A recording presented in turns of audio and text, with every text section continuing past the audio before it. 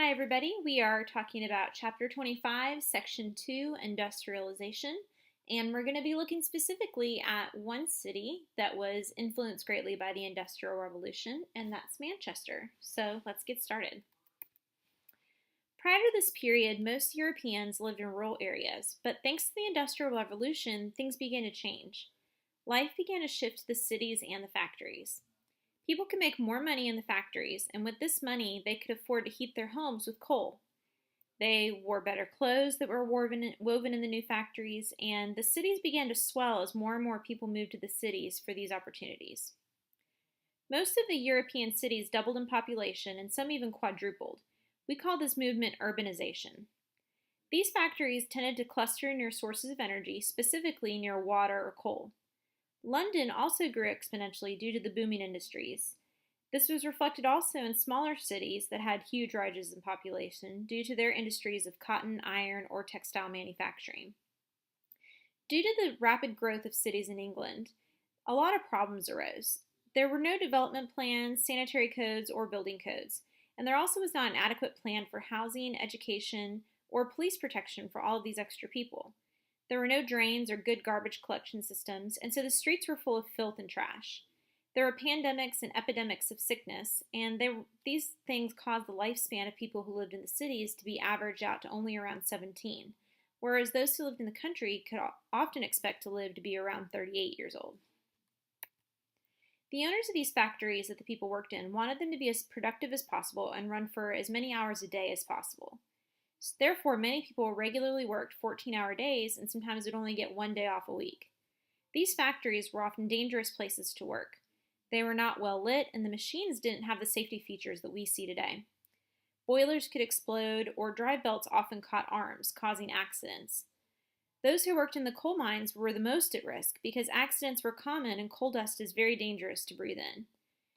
Those who worked in coal mines lived on average about 10 years less than other workers.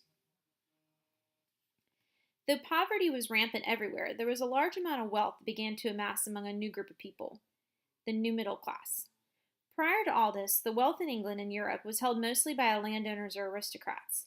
Now, with the wealth of the factories and the industries pouring in, some of these business owners began to grow more wealthy than the upper class. But the old divisions of class still remained. The old aristocrats and landowners looked down on those who made their money in the new quote-unquote vulgar business world. And it was not until the late 1800s that these rich businessmen were considered equal to the landed lords of the countryside.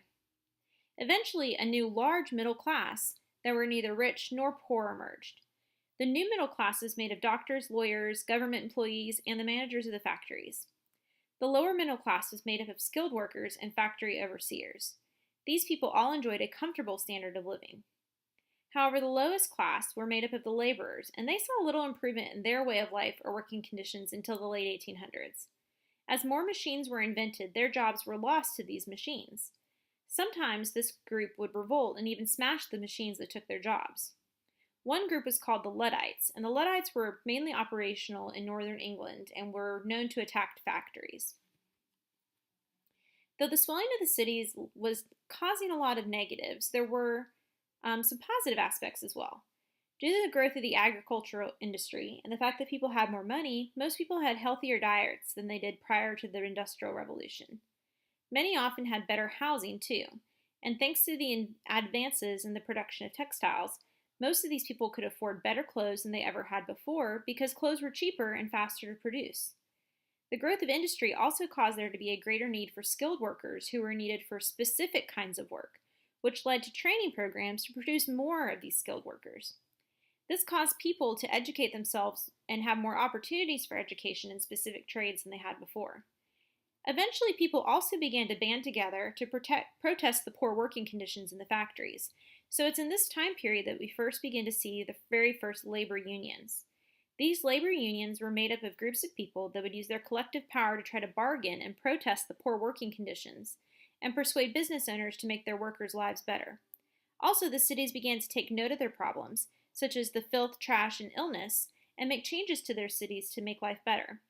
Some examples might be improving the roads, creating trash systems, or mandating that the water companies who provide water to the city make sure the water they provided was actually clean. Now let's look specifically at one city, Manchester. Manchester was perfectly positioned to grow into an industrial city. It had the access to water power it needed, as well as labor resources from the surrounding countryside, and access to the sea in the nearby city of Liverpool, which made trade easy. Manchester is a perfect example of a city that had both the bad parts of the Industrial Revolution and the good parts. There were a lot of issues of rapid growth, such as the filth in the cities and overcrowding. The need for labor led to many children even being put into factories as young as 6 years old for long hours. But there were also some positives.